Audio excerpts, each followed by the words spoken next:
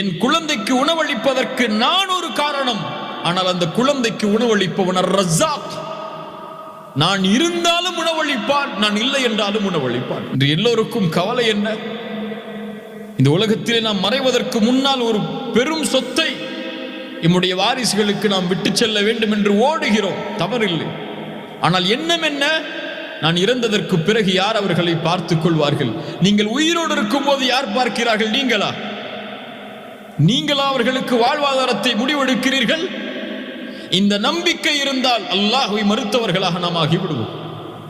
நாம் ஒரு காரணம், நாம் இல்லை என்றால் அல்லாஹ் இன்னொரு காரணத்தை ஏற்படுத்துவான். இந்த உலகத்தில் யாருக்கும் எந்த ஒரு உயிரினத்திற்கும் ரிஸ்கை அளிப்பவன் அல்லாஹ். இந்த நம்பிக்கையை உள்ளத்தில் ஆழமாக பதிய வேண்டும். இரண்டாவது அடிப்படை,